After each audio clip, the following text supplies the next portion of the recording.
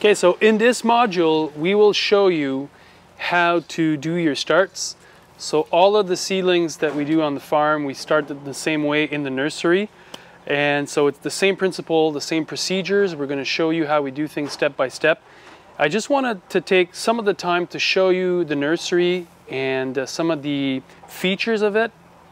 I know that most of you watching and being part of this class won't have such a high-tech nursery here, but still I think there's some of the key features that can be scaled down or translated into your own reality. So I want to show them to you, and keep in mind that we are, the farm here is a really big market garden. It's a learning center, it's a school, it's an experimental farm, so there's a couple of things that are more high-tech, and also we live in a northern climate, so the bigger the nursery, the less fuel costs we have to heat it in the winter, and so that explains some of the choices that we've made here. So this being said, let's come inside, and the first thing that you'll see is that we have quite a big nursery.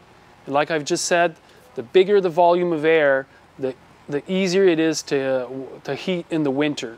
And our winters here are pretty brutal. We do our first seedlings after Christmas, like start of January, so it's really cold. So we needed to have something that was well insulated and big enough to not cost us a fortune in heating. So we have, the setup is that the tables are running lengthwise of the nursery with rolling benches, and I'll explain that in a second. And we have the working area is a strip 5 feet wide here that we have. That's the working center with 2 doors at both ends so that we can access and exit and receive some of the things at that end where big trucks can come in.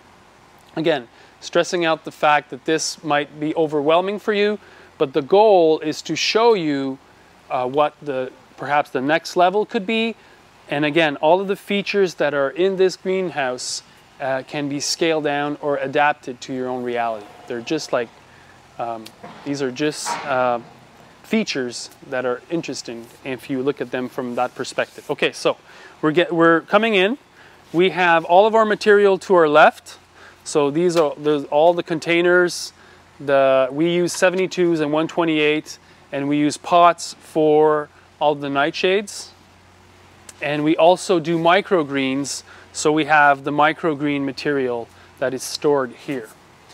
To the right, we have the benches. They're all made of aluminum. They could have been made out of wood, doesn't matter, but this key feature is important. They're all rolling benches, okay? So instead of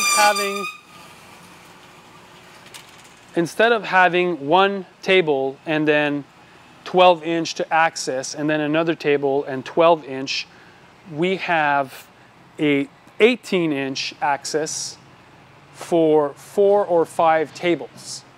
And then wherever you are, I want to access here, I will roll here. If I want to access the other bed, then I can move these 2 and access from there. The reason why we do this is just because it saves a lot of space, and the space is valuable in this greenhouse.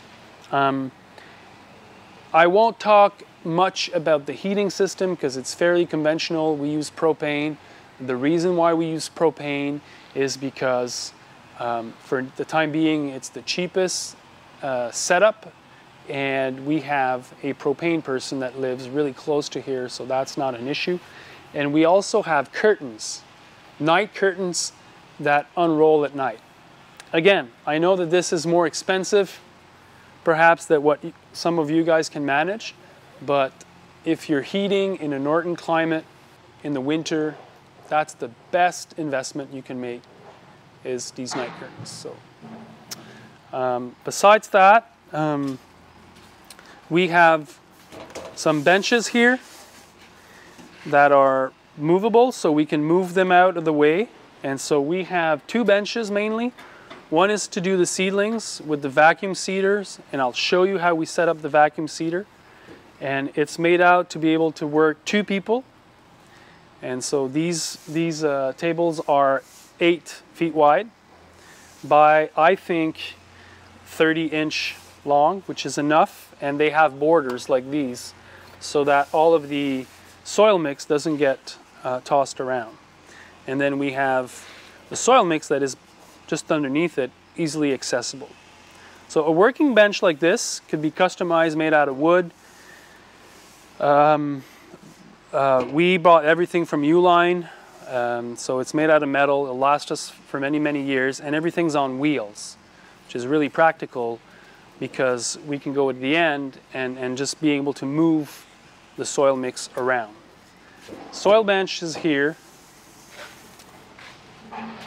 The control features, again, this is where most of the expensive things are, and I won't go in detail about that. Perhaps in a webinar or something I could talk to people more specifically about it. You don't need that, but again, at the size that we're doing things here at this point in time with a crew of 12 and the size of the market garden and the fact that we're growing year round, this made a lot of sense for us to do that. Okay? So tables, this is another setup. This is where we make all the trays. So prepare the trays that then go to be seated next door. So 2 people can do that. The water. So we have 2 water hoses that separate the greenhouse in 2, and they're on a reel. And that way it's really easy to access to go inside any of the tables wherever we want. And when we're done, I can simply go out. Then I'm watering, whatever, okay? And when I'm done, I simply click it. Simply click it. And then it unwinds.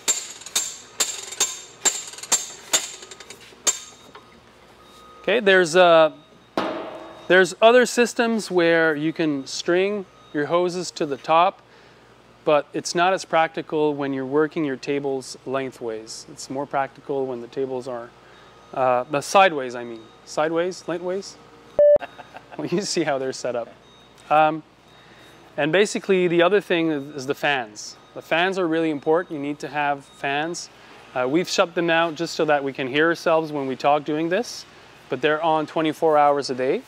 And lastly, the last part that is really important, and we'll show you pictures of this from the outside, is that the hardening off area is connected to the south wall of the nursery.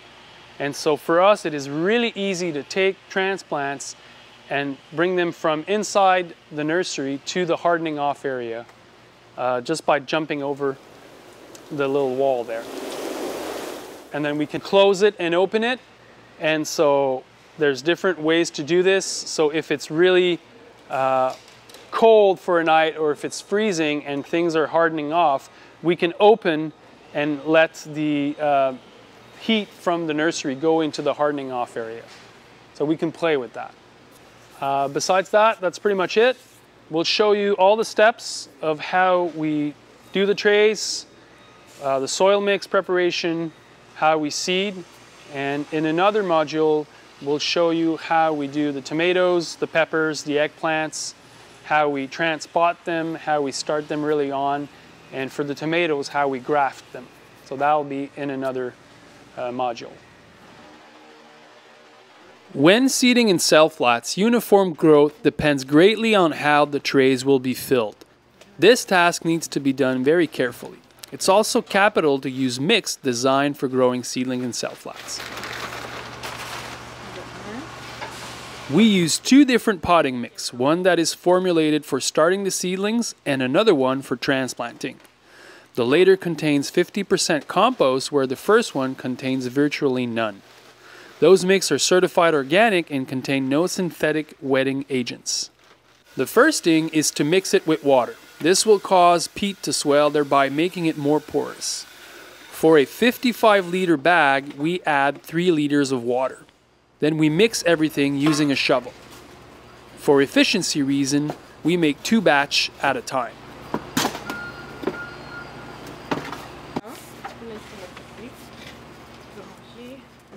To fill the trays, empty 4 liters of soil on top, scattering the substrate as uniformly as possible. For efficiency reasons, we place 4 empty trays on our working table, filling them one after the other.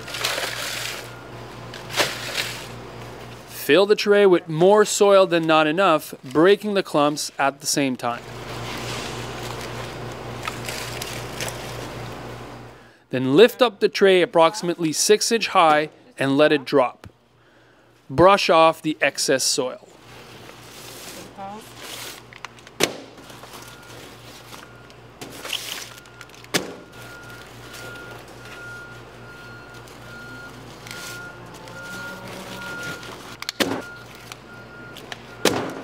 The trays are then piled on to one another, thereby creating a depression where the seeds will be placed. The one on top of the pile will be done last. The trays are now ready to be seeded. Setting up. The flats are stacked up in front of your working area in piles of 4 or 5. The seeder will be on your left side, and you start off by gently sweeping the plate with a paintbrush. This will remove any soil mix and help with the adherence of the seeds. Everything is now in place. To begin, sprinkle the seed on top of the seeder. Not putting too much at once is the best way to prevent small seeds from ganging up in the seeding holes. Turn on the vacuum and open the on-off valve. To distribute seed evenly, tilt the seeder forward and backward, shaking it gently from side to side.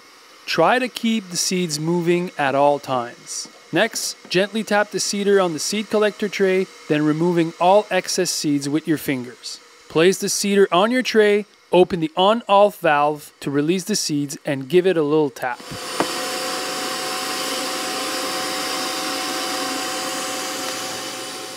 Brush off the plate because potting mix often sticks onto the plate, and start again.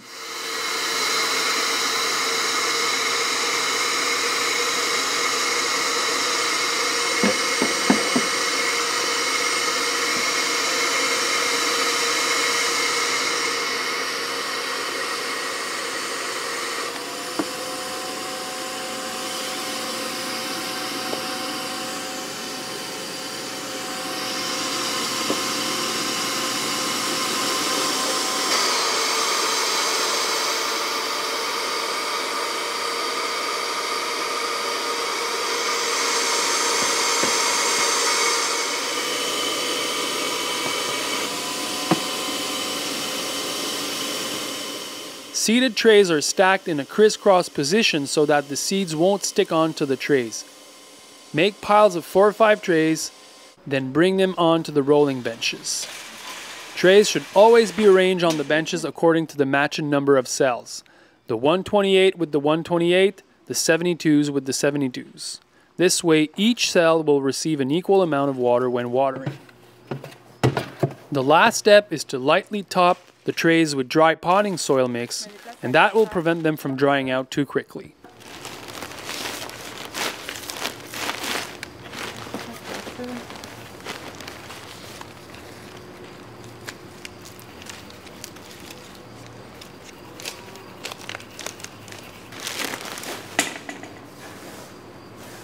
Je fais vraiment comme délicatement, là, je le pousse sans renforcer.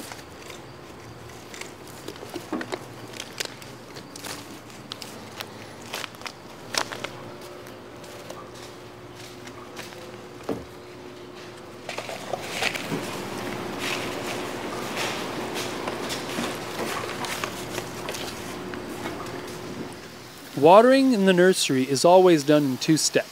The first shot is to humidify the soil, and the second one is for water to penetrate the cell.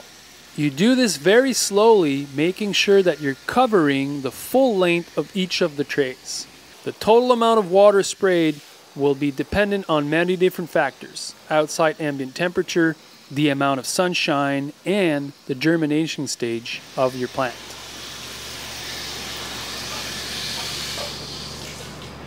To increase fertility and inoculate the young seedlings with beneficial microorganisms, We weekly pulverize them with seaweed or compost tea.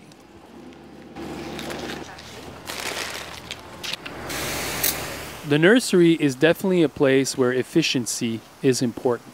Having clear guidelines about how to do things every step of the way will allow you to feel confident when other people are helping out. It's the start of everything that's going to be growing in the garden, and you want to make it right.